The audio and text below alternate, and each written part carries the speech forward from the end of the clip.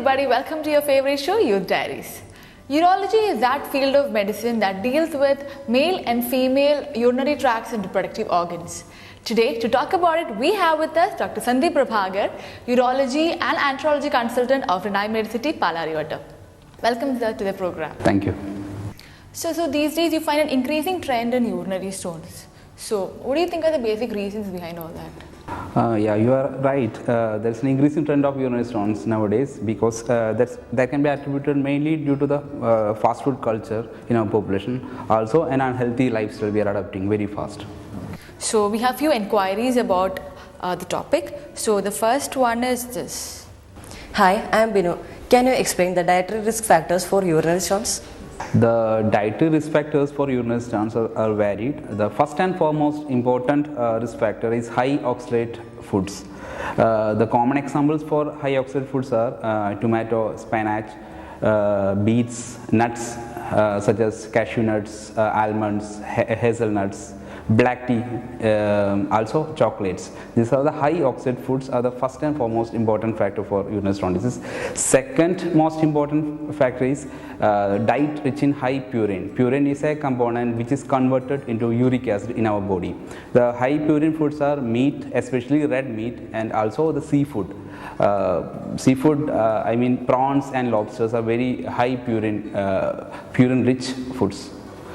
And third important factor is a high salt diet like canned foods, salted foods, salted peanuts, pickles, salted fish. All these things are increases the risk for urinary stone disease. Okay, so basically it is that the new food culture is a basic reason for all this. Yeah, partly. Okay, thank you sir. So let's move on to the another question. Hi, I am Munni. Can you explain the treatment strategies for urinary stones? The treatment for urinary stone disease depends on primarily two factors: the site of stone as well as size of stone. We primarily divide the site of stones into three, mainly kidney stone, ureteric stone, and bladder stone. So, which is the most relevant of these three? Most commonest may be kidney stones. The kidney stones, if you divide by size, the treatment depends on the size of the stone. In a stones of size less than 5 millimeter, you don't need any treatment. You just advise conservative management. Just ask patients to nothing. We just ask patients to drink a lot of water, at least 3.5 liters of water, and some dietary modifications to be followed. And we ask them to follow up in our OPD after 6 months or so that we can have a repeat ultrasonogram or imaging studies to see whether stone is growing up or whether it has flushed out of system. So if it is less than 5 mm, there is no treatment is required. If the size of stone is between 5 mm to 2 centimeter, we have two modalities in offer. We have one is you must have heard extracorporeal shock wave lithotripsy, which is a non-invasive modality of crushing stones inside kidney without any surgery. Okay. In that modality, we push some shock waves to focus over the stones. Shock waves, okay. With some modified type of sound waves or pressure waves, which is generated by a specialized machine, and these shock waves will be focused over the stone, and these stones get disintegrated. So no operation, no surgery, nothing? No, it will be done under a short sedation or sort of, and the patient can go home day itself. Okay. This is for the stones between 5 mm and 2 centimeter. There is another modality in offering for this type of stones, like moderate size stones, that is between 5 mm and 2 centimeter. That is called retrograde intrarenal surgery. That's a very complicated procedure, very expensive procedure. The retrograde intrarenal surgery is a modality which we use, which you do using a flexible ureteroscope. Very flexible and slender instrument called ureteroscope will be going through ureter and straight up to kidney, and we will plug the stones inside kidney without having any holes over the body. Okay. That's not even a keyhole surgery, that's a no-hole surgery. Okay. This modality is called retrograde intrarenal surgery, and it's available with us, and it's very effective modality for the. So after this operation, will you have any effects of it, after effect of it? Normally the patient goes next day home after RIRS or retrograde intrarenal surgery. Okay. Coming to the next point, if the stone size is more than 2 centimeter, you cannot manage with these non-invasive modalities. You have to go for a percutaneous or keyhole surgery for a stone removal. In the modality we are using is percutaneous cystopnephrolithotropsy. PCNL. In this surgery, what we do is we make a small keyhole through the kidney and pluck out the stones through that tract. In this surgery, there is a little bit risk of bleeding, and patient have to stay in hospital for 3-4 days. Okay. So in these 3 phases, is there any chance for the kidney stone to come again or to happen again? Yeah, there is definitely a risk is high for any stone former to get another stone. It's said that 50% of patients within 5 years will have a next recurrent stone disease. So there is a definitely recurrence chance in all stone formers. For that, they have to adopt a healthy lifestyle, as well as they have to avoid some dietary habits. Those are the stuff that you told earlier. Yeah, I told earlier. That I will detail later also. Okay. So doctor, what are the treatment procedures for stones stuck up in ureter? Okay. For stones impacted in ureter, the treatment depends on the size of stones. If the size of stone is more than 8 mm, we directly go for a ureteroscopic, that's a endoscopic procedure, ureteroscopic lithotropsy. And that is we break the stones using an endoscopic instrument called ureteroscope. Okay. If the stone size is less than 8 mm, we normally give a trial of medical therapy to expel the stones out of the system for a period of 10 to 14 days.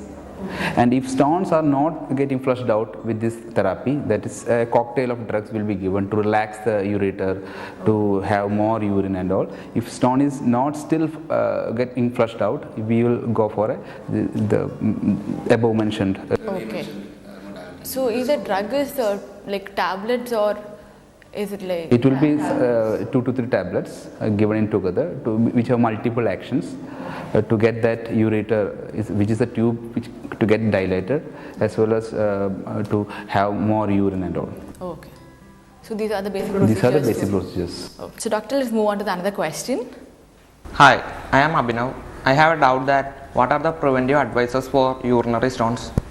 The most important preventive factor for urinary stone disease is to drink a lot of water. You have to drink, for a stone former, have to drink at least 3 to 3.5 liters of fluids per day. The second important factor is to decrease obesity or overweight, because overweight or obesity is a risk factor for recurrent stone disease. Another factor is to avoid high oxalate foods such as black tea, chocolates, cashew nuts, spinach, tomato.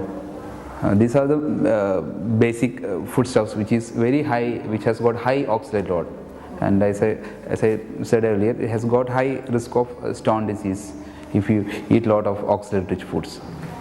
And about the fluids and the juices, is there any specific fruit juice that you have to drink? Nothing like that. It's only the clean, pure water. Okay. That will be good enough. And I've heard that the grape seed is actually causing kidney stones. yes, grape seeds has got high oxalate load, so it can cause an increased risk of stone disease. So one has to avoid grape juice once they're having kidney stone or something. Once in a while you can drink, but it's not like total avoiding. But you have to avoid as much as possible. Okay. So basically, by maintaining food habits, you can actually avoid the recurrence of kidney stones. Any other treatment? There are other dietary manipulations coming out. So I will detail each. One is you have to decrease salt intake. And you have to decrease your salt intake to half. And never take, if you are recurrent stone former, never take salted foods like potato chips, pickles, salted fish and all. You have to avoid all extra salt in your diet. The next important factor is you have to take an adequate milk and milk products, adequate amount of milk and milk products. There is a common notion that milk produces high risk of stones and all, but that's actually wrong notion. If you are not taking an adequate amount of milk and milk products, there will be oxalate hyperabsorption from intestine, and that it will in turn cause an increased risk of stones. Okay. So I do advise all patients to drink at least 1 glass of milk daily in a stone former. Okay. Another important there are some foodstuffs which are preventive for stone disease. I just want to give a light over this area. Like those foods which are rich in citrates are actually inhibitors of stone formation. So citrate rich foods are lemon, orange and Mozambique. These are the citrate rich foods which we can adopt to avoid kidney stones. So to compile with, drink at least 3.5 liters of water, decrease salt intake, avoid high oxide foods like tea, black tea, cashew nuts, chocolates, tomato and spinach, decrease and more of orange, and decrease, very important thing, decrease meat intake and seafood intake, especially prawns and lobsters are high in uric acid content. And meats? Meats, red meat contains a lot of uric acid. So try to avoid or decrease the amount intake of meat. So doctor, we have 2 queries through mail also. So the first query is, what is benign prostatic hypertrophy and what are its implications? Benign prostatic hypertrophy is a non-cancerous growth of prostate which occurs in mainly in old age population. Its implication is it produces a urinary outflow obstruction. So patient will have symptoms such as straining to urination, he have to strain for urination. He will have an incomplete sensation after voiding. He will have frequency to urinate, like whenever he will go for some parties and all, he have to search for bathroom first. Okay. Bathroom first, frequent voiding. And some patients will have nocturia. That means you have to wake up in night 3, 4, 5 times to urinate. So we will have broken sleep. Okay. This produces daytime sleepiness. These are the symptoms suggestive of prostatic hypertrophy. Is it really hurting? Yes, it's really it produces a huge impact on quality of life of these patients. Okay. They will have a broken sleep. They will have daytime sleepiness. They have to strain to urinate. These are the usual prostatic symptoms we see in these patients who have this benign prostatic hypertrophy. There is a non-cancerous growth of prostate which occurs mainly in old age population. Another implication of prostatic hypertrophy is that the patient can have recurrent urinary tract infections. Okay. The patient can present with recurrent urinary tract infection, fever and all. Okay. And another also it can produce bladder stones. Because of this urinary outflow obstruction, it can in turn lead to stagnation of chemical components in urine and produce stones in bladder. These are the common implications of a benign prostatic hypertrophy. Thank you, doctor. Now we will go to the next mail. The question is, does all patients with prostatic enlargement require treatment? There is a common perception that any patient with enlarged prostate needs treatment. That's actually wrong perception. Thing is that the prostate is normally present in all males. Okay. It tends to enlarge by age. Okay. In some patients, it enlarges inside bladder. So what it produces outflow obstruction in a certain fraction of patients only. Not all males over 60 years have got this problem. Okay. Only a percentage, say 20 to 25% of patients will have this problem, because in that patients the prostate grows to inside the bladder, so it produces an active obstruction of urinary tract. Okay. So the mere increase in size of prostate doesn't mean that he needs treatment for benign prostatic hypertrophy. If patient has got any symptoms suggestive of benign prostatic hypertrophy, like I earlier said, like difficulty in urination, frequent urination, or broken sleep, and also urgency to void. All the, if the patient has got these type of symptoms, that is, which is suggestive of prostatic hypertrophy, then he has to be started on treatment for this problem.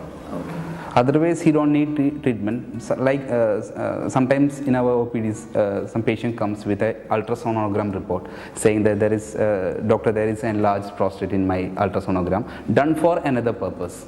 And if you inquire, he will not have any symptoms suggestive of benign prostatic hypertrophy.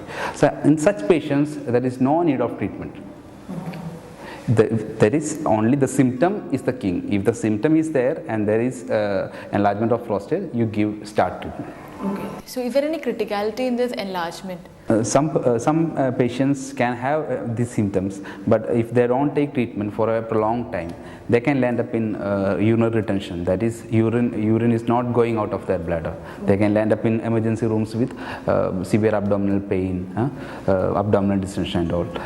That's the only critical thing which can happen in course of a treatment used for the critical situation is also the same? No, in that situation we have to catheterize patient. That is, we have to put a tube inside bladder to drain the urine.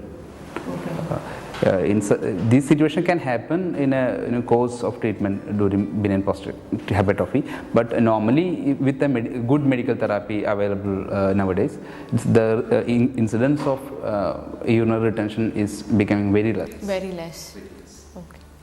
Okay, thank you, doctor. Doctor, another mail is regarding what are the surgical modalities available for benign prostatic hypertrophy? Okay, the surgical modalities available for prostatic hypertrophy are varied. Basically, we have two endourological surgeries in offering and one traditional open surgery in offering. First I will come to the open surgery, open surgical method. Open surgical method is called open prostatectomy, which nowadays is obsolete. Almost, and I don't think any center in the world is doing right now open prostatectomy for benign prostatic hypertrophy because it has got high risk for bleeding and postoperative problems. Right now, the gold standard is a surgery called transurethral resection of prostate. In this surgery, what we do is we grate off a large part of prostatic gland endourologically or using endoscopically. So there will be no hole after surgery. All surgery will be done through the native urethra, and postoperative stay will be very less for this surgery. And this surgery has got now an acceptable complication rates in safe hands. Another modality in offering is a very good modality and which is coming up very fast nowadays. It's called holmium laser enucleation of prostate. That is something that's generally used? That's not generally used, that's coming up. For the last 2 to 3 years, the scenario is like HOLIP is going to replace transurethral resection of prostate as the gold standard, most probably.